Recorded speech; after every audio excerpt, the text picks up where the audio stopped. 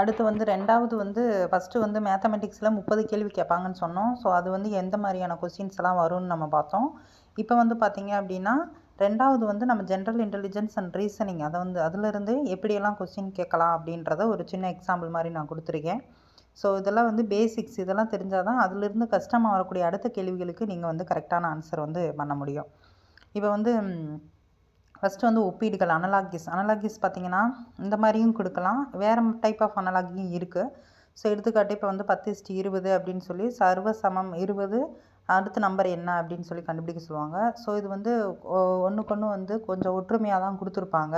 10ன்னா 20, இப்போ 20ன்னா 40 அந்த மாதிரி நம்ம கண்டுபிடிக்கிற மாதிரி இருக்கும்.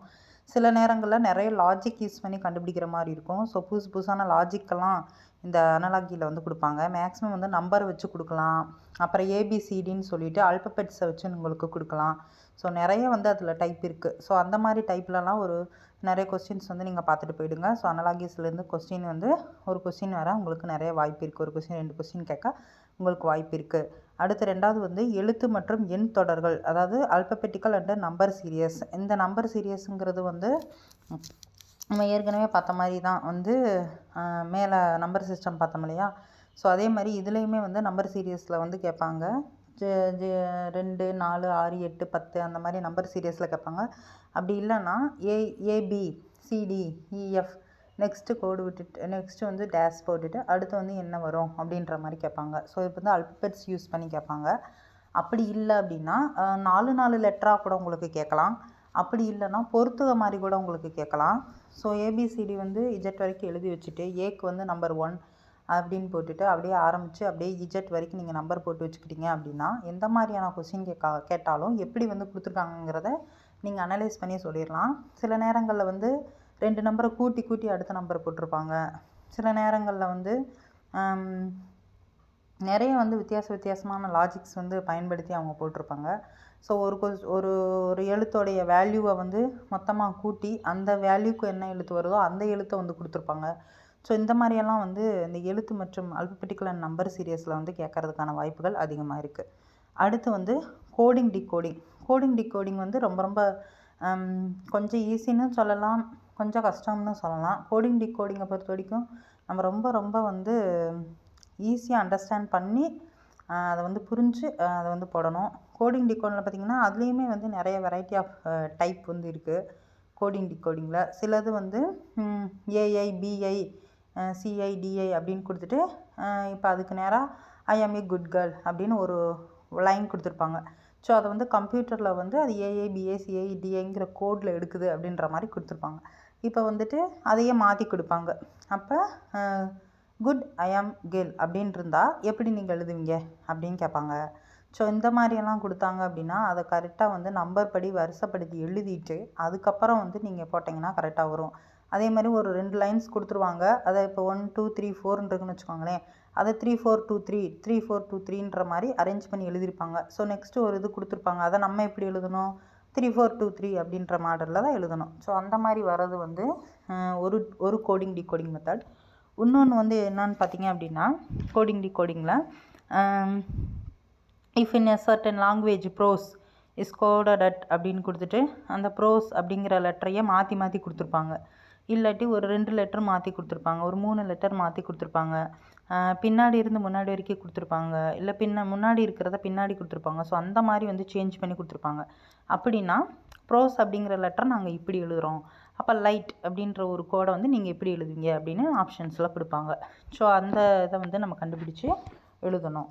அடுத்து வந்து பார்த்திங்க இன்னொரு கோடிங் டிகோடிங் மெத்தடில் பார்த்திங்க அப்படின்னா if Tom equal to 48 and D I C K equal to 27 அப்படின்னா ஹரி அப்படிங்கிறது எதை வந்து ஈக்குவல் டு அப்படின்னு கேட்பாங்க. இது ஒரு கோடிங் டிகோடிங் மெத்தடு. அப்புறம் வந்து மூணாவதாக ஒன்று இருக்குது. மூணாவது வந்து நம்பர் வச்சுமே வந்து கோடிங் டிகோடிங்கில் வந்து கேட்க நிறைய வாய்ப்பு இருக்குது. இப்போ கே 21 15 ஹச் 0 29 39 டி, அப்போ டி டேஷ் டேஷ் பி அப்படின்னு கேட்பாங்க. ஒரு 2 நம்பர் கொடுப்பாங்க. ஸோ இந்த மாதிரி கொடுக்குறதும் வந்து கோடிங் டிகோடிங் மெத்தடு தான். அப்புறம் இன்னொரு டைப் வந்து எப்படி கேட்பாங்க அப்படின்னா if send money is coded at QC LBKM LCW what with the first and last letter of the word in the same for most secret இப்படியெல்லாம் வந்து கேட்பாங்க. ஸோ இந்த மாதிரிலாம் இருக்கிறது வந்து ஒரு 2 லெட்டர் கொடுத்துருவாங்க. ஸோ இந்த மாதிரி கேட்குறது வந்து இன்னொரு கோடிங் டைப். அடுத்து வந்து நம்பர்ஸை வச்சும் கேட்கலாம். இன் எ சர்டன் லாங்குவேஜ் அப்படிங்கிறது 1, 1, 3, 4 means good and tasty. 4, 7, 8 means see good pictures. And 7 to 8 means picture or faint. Which of the following numerical symbol stands for C? அதாவது 1, 3, 4 அப்படிங்கிற நம்பர் வந்து குட் அண்ட் டேஸ்டியை குறிக்குது. 4, 7, 8ங்கிற நம்பர் சி குட் பிக்சரை குறிக்குது. 7, 2, 9ங்கிறது வந்து picture R ஃபைண்ட்டை குறிக்குது. அப்படின்னா C அப்படிங்கிறது எதை குறிக்கும் அப்படின்னு கேட்பாங்க. கீழே ஆப்ஷனில் வந்து ஒரு 4 நம்பர் கொடுத்துருப்பாங்க. அப்போ நம்ம அங்கே மேலே இருக்கிறத வந்து ஃபஸ்ட்டு பிரித்து எழுதணும். பிரித்து எழுதி குட்டுக்கு என்ன நம்பர் வருது, பிக்சருக்கு என்ன நம்பர் வருது, பெயிண்ட்டுக்கு என்ன நம்பர் வருதுன்னு எழுதணும். அதுலேயுமே வந்து ஒரு லைனில் 1, 3, 4னா ஒன்றுக்கு நேரம் ஒன்றாவது லெட்டர் தான்றதெல்லாம் கிடையாது. அதையும் பார்த்து நீங்கள் பிரித்து எழுதிட்டு அதுக்கப்புறம் ஒரு லெட்டருக்கு என்ன வரும் அப்படிங்கிறத கண்டுபிடிச்சிட்டு நெக்ஸ்ட்டு வந்து நீங்கள் அதுக்கு ஆன்சர் பண்ணலாம். அடுத்து வந்து ஒரு பேர் கொடுத்துட்டு அது வந்து டிஜிட்ஸில் கொடுப்பாங்க, ஒரு நம்பர் கொடுப்பாங்க. அதே மாதிரி கீழே வந்து ஒரு பேர் கொடுத்துட்டு அதுக்கு என்ன நம்பர் வரும் அப்படின்னு கேட்பாங்க. ஸோ இது எல்லாமே வந்து கோடிங் டிகோடிங்கில் இருக்கக்கூடிய எக்ஸசைசஸ். அடுத்து வந்து பார்த்திங்க அப்படின்னா குறிமுறையீடு மற்றும் குறிவிலக்கம். ஸோ அதுதான் இது வந்து பார்த்தோம், கோடிங் டிகோடிங். அடுத்து வந்து கணித செயல்பாடுகள், மேத்தமெட்டிக்கல் ஆப்ரேஷன் வந்து வச்சு பார்க்கும்போது நிறைய கொஷின்ஸ் அதில் வரலாம். ப்ளஸ் பண்ணுறது, மைனஸ் பண்ணுறது, இன்ட்டு பெறுறது, பாடமாஸ் ரூல் பண்ணுறது, ஸ்கொயர் ரூட் பண்ணுறது. அடுத்து வந்து இந்த பவரில் இருக்கிறத மாற்றுறது, வகுத்தல் பண்ணுறது. ஸோ பவரில் இருக்கிறதுக்கு வந்து கரெக்டான ஆன்சர் கொண்டு வர்றது. X what is the X அப்படின்னு கேட்பாங்க. நம்பர்ஸ் கொடுத்துட்டு அந்த இடத்துல என்ன வரும்னு கேட்பாங்க. நிறைய இருக்குது அந்த இதில். அது எல்லாமே வந்து மேத்தமெட்டிக்கல் ஆப்ரேஷன்ஸில் வந்துடும். அடுத்து உறவுகள் வந்து ஒரு இன்ட்ரெஸ்டிங்கான டாப்பிக்காக இருக்கும்.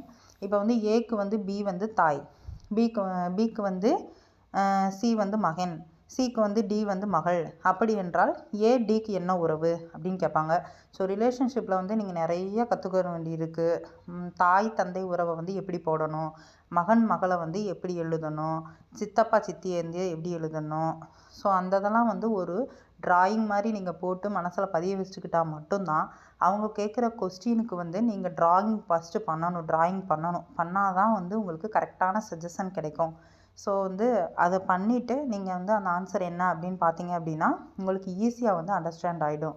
ஸோ அது வந்து ஃபஸ்ட்டு வந்து யாருக்கு என்னென்ன பேர் அப்படின்றதையும் தெரிஞ்சு வச்சுக்கணும்.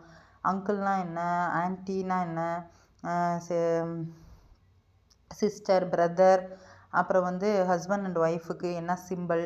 ஸோ ஒவ்வொன்றுக்கும் சிம்பிள்ஸ் எல்லாம் இருக்குது. ஸோ ரிலேஷன்ஷிப் வந்து பெரிய டாப்பிக்கு. அதெல்லாம் படித்து வச்சுக்கிட்டிங்கன்னா ட்ரா பண்ணிங்கன்னா உங்களுக்கு ஈஸியாக வந்து புரியும், ரொம்ப அண்டர்ஸ்டாண்ட் ஆகும்.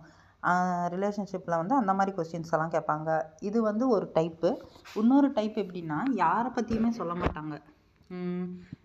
என்னிடம் அவர் வந்து சொன்னார், உனக்கு அவர் அம்மா என்று.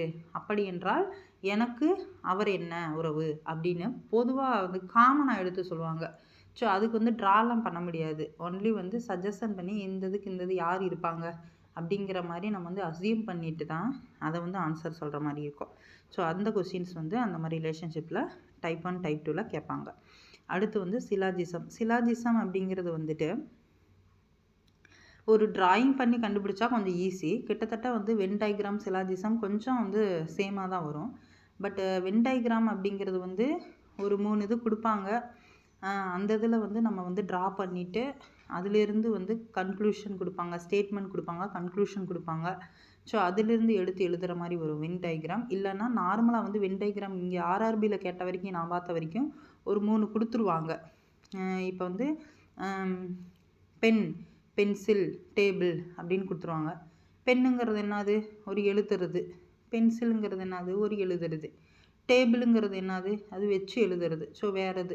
ஸோ இது 3மே வேறு. அப்போ 3மே வந்து வேறு வட்டம் தான் நம்ம போடுவோம். ஸோ அந்த ட்ராயிங் அங்கே கொடுத்துருப்பாங்க. ஸோ அதில் வந்து எது வந்து கரெக்டாக இருக்குதுன்னு பார்த்து நம்ம எழுதுறது தான் வென் டயக்ராம். பட் சிலாஜிசத்தில் வந்து ட்ராயிங் பண்ணுறது வந்து some places are good, some places are bad அப்படின்னு சொல்லி கொடுப்பாங்க. ஸோ இந்த மாதிரி கொஷின்ஸ் எல்லாம் வந்து தான் பார்த்திங்கன்னா சிலாஜிசத்தில் வந்து வரும் உங்களுக்கு. அதே மாதிரி வந்துட்டு பார்த்திங்க அப்படின்னா சிலாஜிசத்துலேயும் வந்து நிறைய டைப் இருக்குது. அதில் வந்து ஸ்டேட்மெண்ட்ஸ் இருக்குது, கன்க்ளூஷன்ஸ் இருக்குது, ட்ரூத் ஃபால்ஸ் கண்டுபிடிக்கிற மாதிரியெல்லாம் இருக்குது. ஸோ சிலாஜிசமும் ஒரு பெரிய டாபிக் தான். பட் பேசிக் வந்து நீங்கள் தெரிஞ்சுக்கிட்டா கூட ஓரளவுக்கு வந்து உங்களால் என்ன பண்ண முடியும் அப்படின்னா அந்த ப்ராப்ளத்தை வந்து சால்வ் பண்ண முடியும். இப்போ எடுத்துக்காட்டு வந்து அப்படின்னா, இப்போ ஸ்டேட்மெண்ட் ஒன்று கொடுக்குறாங்க. ஸ்டேட்மெண்ட் எல்லாமே பார்த்திங்கன்னா மேக்ஸிமம் சம் வச்சு கொடுப்பாங்க, ஆல் வச்சு கொடுப்பாங்க, ஸோ இந்த மாதிரி கொடுப்பாங்க. அப்புறம் நோ வச்சு கொடுப்பாங்க. சம்முனா கொஞ்சம்னு அர்த்தம், ஆளுனா எல்லாமேனு அர்த்தம், நோனா அந்த இதுலேருந்து இன்ட்டு போட்டு நம்ம தனியாக வரைவோம் இல்லையா, அதுதான் நோன்னு அர்த்தம். மேக்ஸிமம் வந்து ஸ்டேட்மெண்ட் கன்க்ளூஷன் கொடுப்பாங்க. அதில் வந்து ஸ்டேட்மெண்ட்ஸ் பார்த்திங்க அப்படின்னா, all apples R bananas, all bananas R sweet, அது வந்து ஸ்டேட்மெண்ட் இப்போ கொடுத்துட்டாங்க. இதுக்கு வந்து நம்ம ஒரு ட்ரா பண்ணிக்கணும் ஃபஸ்ட்டு. அடுத்து வந்து கன்க்ளூஷனில் some apples are sweet, some bananas are apples அப்படின்னு கொடுத்துருக்காங்க. ஸோ இதுக்கு என்ன ஆன்சர் அப்படின்னு கேட்பாங்க. ஸோ நம்ம ட்ரா பண்ணால் தான் இதுக்கான கட்டாயம் வந்து ஆன்சர் தெரியும். இன்னொரு டைப் ஆஃப் கொஸ்டின் இருக்குது. அது வந்து எப்படி அப்படின்னு பார்த்தீங்க அப்படின்னா, கொஸ்டின்ஸ் கொடுத்துட்டு if only conclusion first follows, if only conclusion second follows, if either A or B follows, if neither A nor B follows, if both A and B follows அப்படின்னு கொடுப்பாங்க. ஸோ இது எல்லாமே நீங்கள் வரைஞ்சால் மட்டும்தான் உங்களால் வந்து கரெக்டான ஆன்சர் கொடுக்க முடியும். ஸோ சிலாஜிசத்தில் வந்து இந்த மாதிரி கொஸ்டின்ஸ் கேட்பாங்க. பட் வென் டயக்ராமில் வந்து படம் இருக்கும், அதை வந்து கரெக்டாக நம்ம சூஸ் பண்ணுற மாதிரி கேட்க வாய்ப்பு இருக்குது. அடுத்து வந்து டேட்டா இன்டர்பிரிட்டேஷன். முதல்ல நான் சொன்னேன், டேட்டா இன்டர்பிரிட்டேஷன் வந்து நிறைய டைப் இருக்குது. பார் சார்ட் வச்சு கொடுத்து கேட்பாங்க. ஒரு ஒரு ஒரு ஊரில் வந்து இவ்வளோ மக்கள் தொகை இருக்குது, 100% மக்கள் தொகை இருக்குது, அதில் வந்து 20% வந்து 20% வந்து யார் இருக்காங்க, ஒரு குறிப்பிட்ட மக்களை வந்து சொல்கிறாங்கன்னு வச்சுக்கோங்க. 20% வந்து இப்போ ஜாதி மல்லிகைப்பூ போடுறாங்க, 30% வந்து மல்லிகைப்பூ போடுறாங்க, அப்புறம் வந்து ஒரு 50% வந்துட்டு பிச்சிப்பூ போடுறாங்க, இப்படின்னு சொல்லிட்டு ஒரு சதவீதத்தில் வந்து கொடுத்துருப்பாங்க பார் சார்ட்டில். ஸோ கொடுத்துட்டு இதில் மல்லிகைப்பூ போடுறவங்க மட்டும் எத்தனை சதவீதம் அப்படின்னு கேட்பாங்க. இது ஒரு டைப் ஆஃப் கொஸ்டின். இன்னொன்று வந்து டேபிள் சார்ட் கொடுப்பாங்க. டேபிள் சார்ட்டில் வந்துட்டு ஒரு குறிப்பிட்ட மக்கள் வந்து 20% பேர் வந்து தினமலர் பேப்பர் படிக்கிறாங்க, ஒரு 30% பேர் வந்து தினத்தந்தி பேப்பர் படிக்கிறாங்க, ஒரு 40% பேர் வந்து தினகரன் பேப்பர் படிக்கிறாங்க. 2022 to 23 இத்தனை சதவீதம் பேர் இந்த பேப்பர் படித்தாங்க, 24 to 25 இத்தனை சதவீதம் பேர் இப்படி படித்தாங்க. அப்படின்னா எந்த இயரில் சதவீதம் அதிகமாக படிச்சிருக்காங்க, இல்லை எத்தனை சதவீதம் பீப்புள் வந்து ஹையஸ்ட்டாக எந்த பேப்பர் படிச்சிருக்காங்க, இப்படியெல்லாம் வந்து அந்த டேட்டாவில் இருக்கிற சார்ட்டை வச்சு கேட்பாங்க. அடுத்து வந்து இத்தனை பேர் வந்து டீ சாப்பிட்டாங்க, இத்தனை பேர் காஃபி குடித்தாங்க, இத்தனை மக்கள் வந்து ரெண்டும் சேர்ந்து சாப்பிட்டாங்க. ஸோ இதெல்லாம் வந்து கேட்பாங்க. இன்னொன்று வந்து டேபிள் சார்ட் கொடுப்பாங்க, பை சார்ட் கொடுப்பாங்க, இல்லாட்டி நார்மலாக வந்துட்டு ஒரு டேட்டா மாதிரி கொடுத்துட்டு ஏபி அப்படின்னு கொடுத்துட்டு கேட்பாங்க. இல்லை மார்க் ஷீட் மார்க்ஸ் வந்து வச்சு கேட்பாங்க, ஸ்டூடெண்ட்ஸோட மார்க்கை வச்சு கேட்பாங்க டேட்டா இன்டர்பிரேஷனில். இந்த மாதிரி நிறைய இருக்குது. அதில் வந்துட்டு மெயினாக வந்து ஒரு 2 டைப் வந்து முக்கியமானது. மோர் ஆர் லெஸ் தென் அப்படின்னு கேட்பாங்க. மோர் ஆர் லெஸ் தென் அப்படின்னு கேட்பாங்க. அதுக்கு ஒரு ஃபார்முலா இருக்குது. அந்த ஃபார்முலா நீங்கள் படிச்சுக்கணும். Highest number by lowest number into 100 அப்படின்னு சொல்லுவாங்க. Highest number minus lowest number by lowest number into 100 அப்படின்லாம் இருக்குது ஃபார்முலா. ஸோ அதெல்லாம் போட்டால் தான் நீங்கள் அந்த மாதிரி வந்து கண்டுபிடிக்க முடியும். ஸோ வாட் இஸ் த பர்சன்டேஜ்னு கேட்டால் ஒரு ஃபார்முலா இருக்குது, what is more or less பர்சன்டேஜ்னு கேட்டால் ஒரு ஃபார்முலா இருக்குது. ஸோ ரெண்டையும் குழப்பிக்காமல் நீங்கள் படிச்சிங்க அப்படின்னா இந்த டேட்டா இன்டர்பிரிட்டேஷனை நீங்கள் போட முடியும். பட் கொஞ்சம் இது வந்து லேட் ஆகும் கண்டுபிடிக்கிறதுக்கு. ஈஸியாக டேட்டா கொடுத்துருந்தா ஈஸியாக நீங்கள் போட்டலாம். அப்படி இல்லை கொஞ்சம் பெருசாக இருக்குது அப்படின்ற பட்சத்தில் நீங்கள் என்ன பண்ணலான்னா, கொஞ்சம் மீது கொஸ்டின்ஸ்லாம் அட்டன் பண்ணிவிட்டு டைம் இருந்தது அப்படின்னா நீங்கள் டேட்டா இன்டர்பிரிட்டேஷன் நீங்கள் பண்ணலாம். இல்லை நான் ஈஸியாக போட்டுருவேன், எனக்கு இதெல்லாம் ஈஸி தான் அப்படின்னா நீங்கள் தாராளமாக அட்டன் பண்ணிட்டு வாங்க. ஸோ அடுத்து வந்து இதுதான் வந்து டேட்டா இன்டர்பிரிட்டேஷன் அண்ட் சஃபிஷியன்சியில் வந்து மேக்ஸிமம் கேட்கக்கூடிய கேள்விகள். அதுலேயும் நிறைய டைப் வச்சு உங்களுக்கு வந்து கேட்பாங்க. ஸோ இது வந்து அடுத்து வந்து முடிவுகள் மற்றும் முடிவெடுத்தல், கன்க்ளூஷன், டெசிஷன் மேக்கிங். இதுவும் வந்து அதே மாதிரி தான். ஒரு ஸ்டேட்மெண்ட் கொடுப்பாங்க, அந்த இதில் வந்து கன்க்ளூஷன் கொடுப்பாங்க, நம்ம சரியாக தவறாங்கிறத வந்து நம்ம கண்டுபிடிக்கணும். ஸோ இதுவும் வந்துட்டு பேராகிராஃப் மாதிரி கொடுத்துட்டு கேட்பாங்க. ஸோ அதுக்கான கரெக்டான ஆன்சர் கண்டுபிடிக்கணும். அதே மாதிரி தான் சிமிலாரிட்டிஸ் அண்ட் டிஃப்ரென்ஸில் வந்து பார்த்திங்க அப்படின்னா ஒரே மாதிரி அமைப்பு இருக்கா, படங்கள் கொடுத்து ஒரே மாதிரி அமைப்பு இருப்பான்னு கேட்பாங்க. கண்ணாடி படம் கொடுத்து அதனுடைய எதிர்ப்படம் எது அப்படின்னு கேட்பாங்க. அந்த மாதிரி இப்போ ஒரு பாக்ஸில் வந்து ஒரு புள்ளி இருக்கும், அடுத்த பாக்ஸில் 2 புள்ளி, அடுத்த பாக்ஸில் 3 புள்ளி இருக்கும். ஸோ அடுத்து என்ன படம் வரும் அப்படின்ற மாதிரி கேட்பாங்க. அப்புறம் வந்து வேறுபட்டு இருப்பதை கண்டுபிடி, இல்லை ஒரே படத்தில் ஒத்ததை கண்டுபிடி. ஸோ அதான் சிமிலாரிட்டிஸ் அண்ட் டிஃப்ரெண்ட். ஸோ அந்த மாதிரி படங்கள் கொடுத்து கேட்க வாய்ப்புகள் அதிகமாக இருக்குது இந்த செஷனில். அடுத்து வந்து பகுப்பாய்வு ரீதியான நியாயம், அதாவது அனலிட்டிக்கல் ரீசனிங். அனலிட்டிக்கல் ரீசனிங்கும் வந்து பார்த்திங்க அப்படின்னா கொஸ்டின்ஸ் வந்து நிறைய வந்து அந்த இதில் கேட்க வாய்ப்பு இருக்குது. ரீசனிங் கொஸ்டின்ஸு அதில் கணக்கீடுகள் கேட்கலாம், கன்க்ளூஷன் அண்ட் ஸ்டேட்மெண்ட்ஸ் கேட்கலாம், என்ன வேணாலும் கேட்கலாம். உங்களுக்கு கோடிங் டிகோடிங் மெத்தடில் கேட்கலாம். இல்லாட்டினா மஞ்சள் கருப்பு அப்படின்னு கேட்கலாம். மஞ்சள் நிறம் எவ்வளோ, கருப்பு நிறம் எவ்வளோ, கருப்பு பந்து இவ்வளோ அப்படின்லாம் கேட்பாங்கள்ல. ஸோ அந்த மாதிரி கொஸ்டின்ஸ் கேட்கலாம். எல்லாமே கலந்து கேட்பாங்க இந்த செஷனில். அதான் அனலிட்டிக்கல் ரீசனிங். அடுத்து வந்து கிளாசிஃபிகேஷன் அப்படிங்கிறதும் வந்து வகைப்படுத்துதல். இதுக்கு கீழேயும் வந்து சில கொஸ்டின்ஸ் வந்து கேட்பாங்க உங்களுக்கு. அடுத்து வந்து டைரக்ஷன் வந்து நம்ம சின்ன பிள்ளையிலேருந்து பார்த்துருப்போம். டைரக்ஷனில் வந்து ரொம்ப முக்கியமானது என்ன அப்படின்னா, இப்போ வந்துட்டு உங்களுக்கு நார்த்து, ஈஸ்ட்டு, சவுத்து, வெஸ்ட்டு, மொதல் 4 திசைகள் தெரியணும். 4 திசைகளை நீங்கள் ப்ளஸ் சிம்பிள் மாதிரி போட்டுக்கிட்டு நடு இடம் இருக்குது பார்த்தீங்களா, அந்த இடத்துலேருந்து தான் டைரக்ஷன் கொஸ்டினை வாசித்து நீங்கள் போடணும். அப்படி போட்டிங்கன்னா உங்களுக்கு கொஞ்சம் ஈஸியாக இருக்கும்.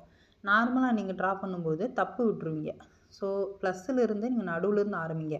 இப்போ ரைட்டு வித் டேக் லெஃப்ட்டு அப்படின்னு சொன்னாங்கன்னா நீங்களே அதுலேருந்து நடந்து போகிற மாதிரி ஞாபகம் வச்சுக்கணும். ஸோ டேக் லெஃப்ட்டு அப்படின்னா உங்களுடைய லெஃப்ட் சைடு திரும்பணும். டேக் ரைட் அப்படின்னா நீங்கள் அங்கே போய் நின்றுக்கிறதா நீங்கள் நினச்சிக்கிட்டு அங்கேருந்து உங்கள் ரைட் சைடு திரும்பணும். ஸோ அந்த மாதிரி நீங்கள் வந்து அவங்க சொல்ல அந்த பாதையில் நம்ம போகிற மாதிரி நம்மளை அஸ்யூம் பண்ணிக்கிட்டீங்க அப்படின்னா உங்களால் ஈஸியாக ட்ரா பண்ண முடியும். ட்ரா பண்ணி முடிச்சுட்டு கடைசியில் வந்து ஏக்கு டியில் இப்போ முடிச்சிருக்கீங்க அப்படின்னா end point D, starting point A வந்து புள்ளி, அந்த நடு புள்ளியிலேருந்து ப்ளஸ் சிம்பிள் போட்டுக்கிட்டு நடு சிம்பிள்லேருந்து ஆரம்பிக்கணும். அதிலிருந்து லாஸ்ட் பாயிண்ட் டி அப்படின்னா ஏலேருந்து டி எவ்வளோ என்ன திசையில் இருக்காங்க அப்படின்னு கேட்பாங்க. ஸோ அந்த ப்ளஸ் சிம்பிள் பார்த்தீங்க அப்படின்னா எந்த பக்கம் திசை இருக்கோ தெரியும் இல்லையா. ஸோ அதிலிருந்து நீங்கள் தாராளமாக ஆன்சர் சொல்லிடலாம். ஸோ அதுலேயும் ஒரு சின்ன ட்விஸ்ட் இருக்குது. ஏக்கு டி என்ன திசைன்னு கேட்குறாங்களா, டிக்கு ஏ என்ன திசை கேட்குறாங்களா அப்படிங்கிறத கவனமாக பார்த்து ஆன்சர் பண்ணுங்கள். அடுத்து வந்துட்டு இதுதான் டைரெக்ஷனில் கேட்பாங்க.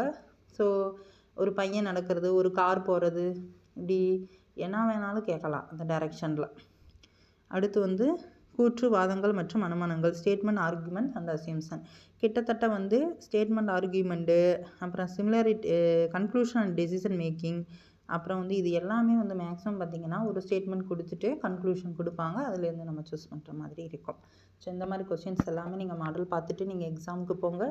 எப்படியான கொஸ்டின் கேட்டாலும் கரெக்டான ஆன்சரை வந்து கூடுமான வரைக்கும் நல்லா யோசிச்சுட்டு நீங்கள் ஆன்சர் பண்ணுங்கள். ரொம்ப ரொம்ப தேங்க்யூ ஃப்ரெண்ட்ஸ்.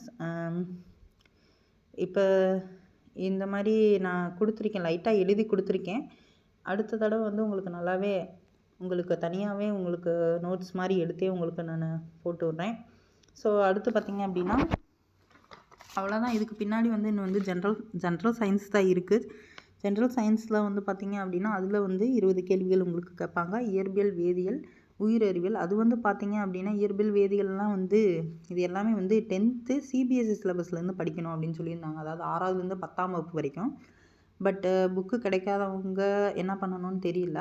பட் தமிழில் இருக்கிறவங்க மேக்ஸிமம் நீங்கள் வந்து நம்ம தமிழ்நாடு கவர்மெண்ட் புக்கில் இல்லை வேறு ஏதாவது நெட்டில் கூட கண்டென்ட் கிடச்சிச்சின்னா தாராளமாக இயற்பியல், வேதியியலெல்லாம் படிக்கலாம். பட் அதிலிருந்து வந்து என்னென்னா சயின்ஸ் வந்து எப்பயுமே மாற போகிறதில்ல. இப்போ கெல்வின் அப்படின்னா கெல்வின் தான், வெப்பநிலை அப்படின்னா வெப்பநிலை தான், அது மாறாது. ஸோ அந்த மாதிரி கண்டென்ட்ஸை வந்து நீங்கள் படித்து வச்சுக்கோங்க. ஸோ அதுலேருந்து உங்களுக்கு ஒரு கொஸ்டின் வர வந்து அதிக வாய்ப்பு இருக்குது. ஸோ புக்கு கிடச்சிச்சு அப்படின்னா சிபிஎஸ்சி சிலபஸ் புக்கு கிடச்சிச்சின்னா நீங்கள் அதிலேருந்து வந்து ப்ரிப்பேர் பண்ணிக்கோங்க. ஸோ நெக்ஸ்ட்டு வந்து பார்த்திங்க அப்படின்னா ஜென்ரல் அவேர்னஸ், கரண்ட் அஃபேர்ஸ். இதுதான் வந்து ரொம்ப வந்து என்ன சொல்கிறது, கலெக்ட் பண்ணாலும் நிறைய இருக்கும். பட் எல்லா டைட்டிலுக்கும் கீழே கொஞ்சம் முக்கியமானதெல்லாம் கொஞ்சம் பார்த்துட்டு படிச்சுட்டு போயிடலாம். அறிவியல் மற்றும் தொழில்நுட்பம், சயின்ஸ் அண்ட் டெக்னாலஜி. விளையாட்டுக்கு ஸ்போர்ட்ஸு. கலாச்சாரம், கல்ச்சர், பிரபலங்கள், பெர்சனாலிட்டிஸ், பொருளாதாரம்னா எக்கனாமிக்ஸ், அரசியல்னா பாலிட்டிக்ஸ், முக்கிய பாடங்கள்னா அதர் சப்ஜெக்ட் ஆஃப் இம்பார்ட்டன்ஸ். இப்போ சயின்ஸ் அண்ட் டெக்னாலஜி கீழே என்னென்ன புதுசாக வந்திருக்கு அப்படிங்கிறதெல்லாம் நீங்கள் பார்க்கணும். விளையாட்டுக்கு கீழே வந்து யார் யார் வந்து பதக்கங்கள் வாங்கியிருக்காங்க, இந்த மாதிரி வந்து கேட்பாங்க இல்லையா. ஸோ யார் ஜெயிச்சிருக்காங்க, என்ன பதக்கம் வாங்கியிருக்காங்க, எங்கே விளையாட்டு போட்டி நடத்துகிறாங்க, இதுக்கு முன்னாடி எங்கே நடந்தது, ஒலிம்பிக் இப்போ எங்கே நடக்க போகுது, ஸோ இந்த மாதிரியெல்லாம் கொஸ்டின்ஸ் எல்லாம் கேட்பாங்க. ஸ்போர்ட்ஸில் எப்போ வந்தது, இந்த மாதிரிலாம் கேட்பாங்க. கலாச்சாரம், கல்ச்சர் வந்து உங்களுக்கு தெரியும், நம்மளுடைய இந்தியன் கல்ச்சர்லேருந்து தமிழ்நாடுலேருந்து வேறு ஏதாவது புதுசாக ஆட் பண்ணியிருக்காங்களா, இல்லை பழசுலேருந்து வேறு ஏதாவது மாற்றங்கள் இருக்கா, அந்த மாதிரியான கொஸ்டின்ஸ் எல்லாம் வந்து கலாச்சாரத்தில் வரும். புதுசாக வந்து ஏதாவது இணைச்சிருக்காங்களா அதில் அப்படின்றதெல்லாம் வந்து நீங்கள் கரண்ட் அஃபேர்ஸ் படிச்சிங்கன்னா உங்களுக்கு தெரியும். அடுத்து வந்து பிரபலங்கள் வந்து யாரா விருது வாங்கியிருக்காங்க, அந்த மாதிரியெல்லாம் வந்து கொஸ்டின்ஸ் வந்து நீங்கள் படிச்சுக்கணும். விருதுகள் மெயினாக வந்து விருதுகள் யார் யாருக்கு கொடுத்துருக்காங்க, வேறு ஏதாவது முக்கியமானது பிரபலங்கள் யாரும் இறந்து போனால் அந்த டேட்டு, மற்றபடி வேறு ஏதாவது பிறந்த நாள் கொண்டாடி இருந்தால் அந்த டேட்டு. ஸோ முக்கியமான பெரிய பிரபலங்களை பற்றின நியூஸ் ஏதாவது இருந்தால் அந்த விஷயங்களை வந்து நீங்கள் கேதர் பண்ணிக்கணும். அடுத்து வந்து பொருளாதாரம்னா எக்கனாமிக்ஸ். இது வந்து ரொம்ப ரொம்ப முக்கியம். இப்போ வந்து நம்மளுக்கு வந்து சென்செக்ஸ் அப்படிலாம் சொல்லுவாங்க இல்லையா. ஸோ பொருளாதாரம் வந்து நம்மளுக்கு எப்படி உயர்ந்திருக்கா, மதிப்பு குறைஞ்சிருக்கா, கூடியிருக்கா, எதனால் வந்து சந்தை விலை வந்து அதிகமாக போகுது, கம்மியாகுது, ஏற்றுமதி எவ்வளோ, இறக்குமதி எவ்வளவு, என்ன ஏதாவது புதுசாக திட்டங்கள் எதுவும் அதில் கொண்டு வந்திருக்காங்களா, பொருளாதாரத்தை உயர்த்துறதுக்கு வந்து கவர்மெண்ட் ஏதாவது திட்டங்கள் ஏற்படுத்தியிருக்காங்களா, என்னென்ன அதன் மூலியமான பயன்கள் என்னென்ன. ஸோ இப்படிப்பட்ட டீட்டெயில்ஸ் எல்லாம் நீங்கள் வந்து கலெக்ட் பண்ணிக்கணும் எக்கனாமிக்ஸுக்கு. அடுத்து பாலிட்டிக்ஸ் சொல்ல வேண்டியதே இல்லை, ஆல்ரெடி நிறைய போய்கிட்டு இருக்கு. ஸோ பாலிட்டிக்ஸ் சம்மந்தமான ஏதாவது முக்கியமான தகவல்கள், புதுசாக வந்திருக்கக்கூடிய திட்டங்கள், அதன் மூலிமா செயல்படுத்தப்பட்ட பணிகள் என்னென்ன, ஸோ இந்த மாதிரியெல்லாம் கொஞ்சம் வந்து நீங்கள் பார்த்துக்கணும். பிற முக்கிய பாடங்கள் அதர் சப்ஜெக்ட்ஸ் ஆஃப் இம்பார்ட்டன்ட். பிற முக்கிய பாடங்கள் என்னென்ன இருக்குன்னா ஹிஸ்ட்ரி, அடுத்து வந்துட்டு ஜிகே, எப்பயும் போல் ஜென்ரல் நாலேஜ் அடுக்கிக்கிட்டே போகலாம். எவ்வளோ படித்தாலும் ஜென்ரல் நாலேஜ் பத்தாது மனுஷங்களுக்கு. ஸோ வந்து எங்கே போனாலும் புதுசாக ஒரு ஜென்ரல் நாலேஜ் இருக்கும். அந்த மாதிரி நீங்கள் படிச்சுக்கிட்டே போகலாம். நம்ம சேனல் வந்து இப்போ தான் ஆரம்பிச்சிருக்கனால நான் வந்து கண்டென்ட் போடணும் அப்படின்ட்டு வந்து ஒரு 2-3 வந்து சிம்பிளாக தான் போட்டிருப்பேன். பட் அது என்னடா இவ்வளோ சிம்பிளாக இருக்குது, எவ்வளவோ வந்து யூடியூப்பில் நிறைய கண்டென்ட்டெல்லாம் இருக்குது, அதெல்லாம் விட்டுட்டு இதை வந்து நம்ம என்ன படித்து என்ன பண்ண போகிறோம் அப்படின்னு நிறைய பேர் நினைக்கலாம். பட் என்னை பொறுத்த வரைக்கும் ஒரு சிறு துரும்பு கூட எதுக்கு உதவும், உங்களுக்கு அந்த பழமொழி தெரியும்னு நினைக்கிறேன். ஒரு சின்ன துரும்பு கூட கண்டிப்பாக உதவும். அதனால் நான் போடக்கூடிய அந்த ஷார்ட்ஸில் போடக்கூடிய சின்ன சின்ன விஷயங்கள் கூட ஏதோ ஒரு கொஸ்டின் வந்து அதுலேருந்து வர்றதுக்கு உதவியாக இருக்கும். ஸோ என்ன இருந்தாலும் அதை வந்து ஒரு தடவை ஜஸ்ட்டு வந்து ரீட் பண்ணிக்கோங்க.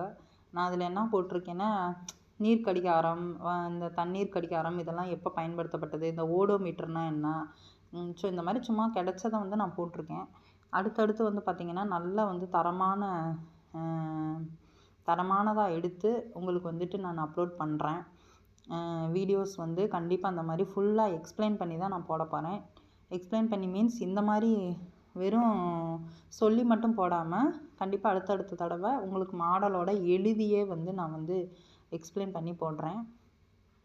கண்டிப்பாக நம்ம சேனலை வந்து சப்ஸ்கிரைப் பண்ணிக்கோங்க, உங்கள் ஃப்ரெண்ட்ஸ் அண்டு ஃபேமிலிக்கு ஷேர் பண்ணுங்கள். டீச்சிங் வந்து எனக்கு ரொம்ப பிடிக்கும் சின்ன வயசுலேருந்து. ஸோ எல்லாருக்கும் வந்து இதன் மூலிமா வந்து டீச் பண்ணலாம் அப்படிங்கிறதுக்காக நான் வந்து இந்த சேனலை வந்து தேர்ந்தெடுத்திருக்கேன்.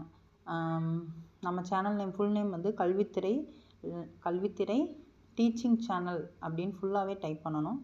ஏன்னா கல்வித்திரை பேரில் வேறு சேனலும் இருக்குது.